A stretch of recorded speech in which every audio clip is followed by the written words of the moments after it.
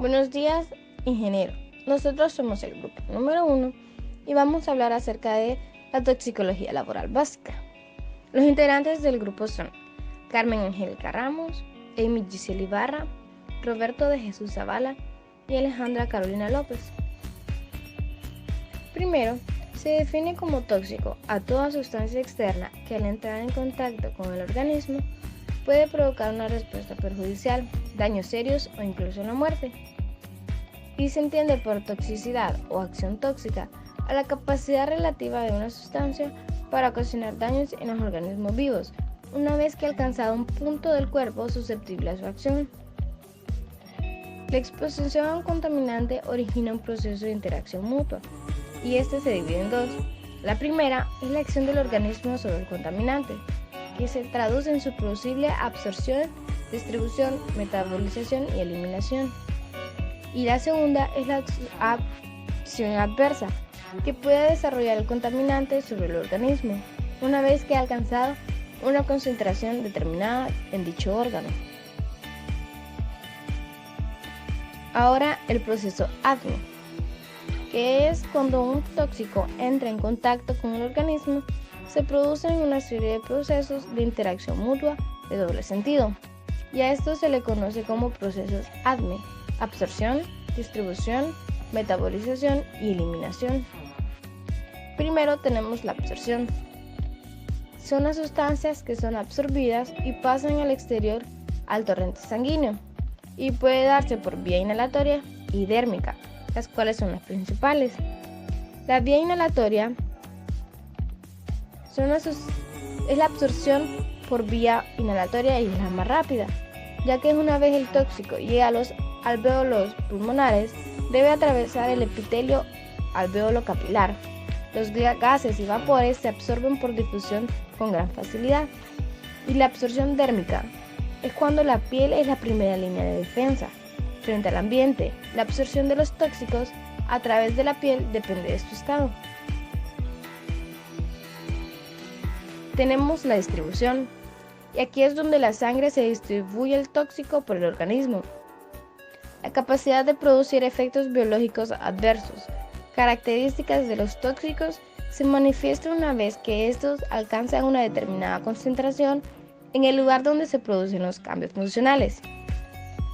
La capacidad de acumulación no es limitada. De acuerdo a esta capacidad, los tóxicos se clasifican en tres: los acumulativos, que se pueden acumular en un órgano en específico, tienen una velocidad nula, y los no acumulativos, su velocidad de eliminación es alta. A las pocas horas de haber cesado la exposición se eliminan totalmente del organismo. Y los parcialmente acumulativos se eliminan lentamente, y un ejemplo de ellos son los metales. Tenemos el tercero, que es la metabolización.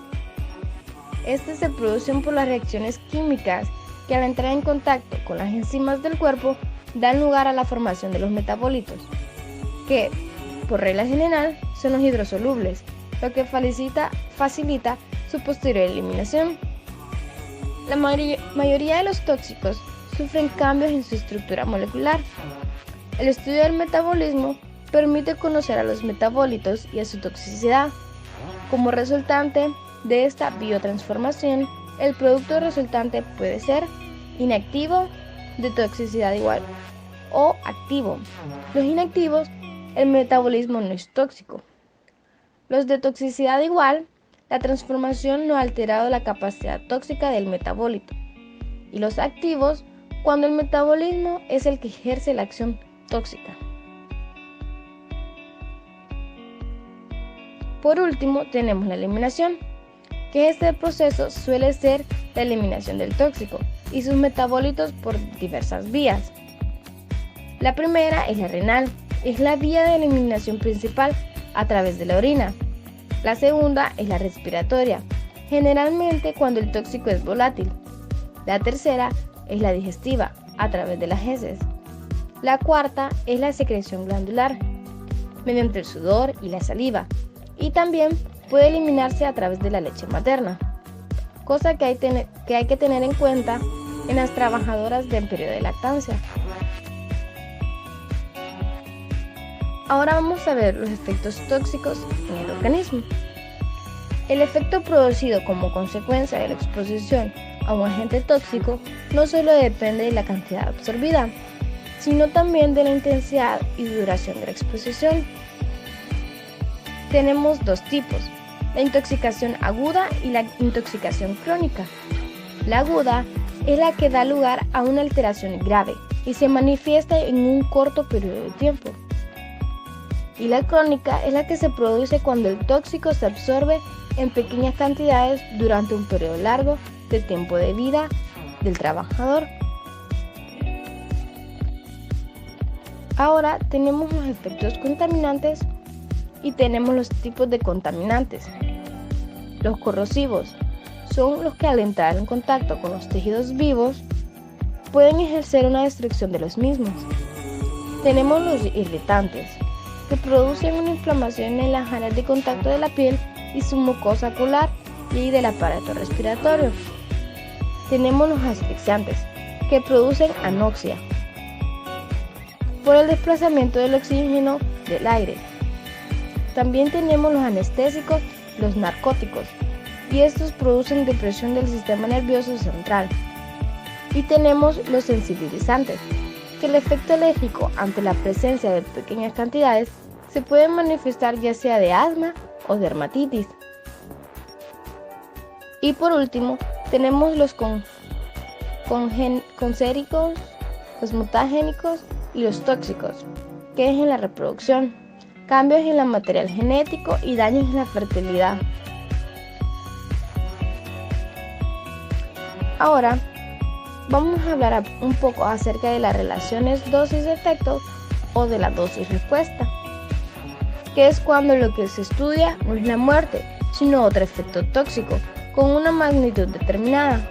Se hablará de dosis tóxica, por ejemplo, la dosis tóxica 50 o la DT50. La relación de la dosis y el efecto es la correspondencia entre la dosis de la exposición y la magnitud de un efecto en específico, y es un individuo determinado. Ambas relaciones pueden representarse de manera gráfica. El conocimiento completo de estas relaciones permite que la determinación de la dosis máxima a la que no se observa unas condiciones definidas. Además, los estudios de los efectos agudos después de un punto de vista preventivo interesan los estudios de toxicidad para conocer cuál de las dosis más alta a la que no es observable dicho efecto tóxico, la que se conoce como NOEL, No Observed Effect Level, nivel sin efecto de adverso observado. Tenemos los factores que influyen en la magnitud del efecto de los contaminantes, que al estudiar las repercusiones de los contaminantes sobre la salud de los trabajadores, se debe tener en cuenta que tanto la aparición como la evolución de los mismos dependerá de los siguientes factores. El primero es cuando el efecto tóxico no se ve modificado por la persona de otro tóxico. Se dice que tienen efectos independientes. El segundo, de la interacción de dos tóxicos puede surgir una modificación cuantitativa del uno sobre el otro, en el sentido del aumento del efecto, este último lo que se denomina sinergismo o una disminución del mismo, o sea un antagonismo. También tenemos el sinergismo, que se produce cuando hay un aumento del efecto producido por la exposición combinada de esos tóxicos. Y por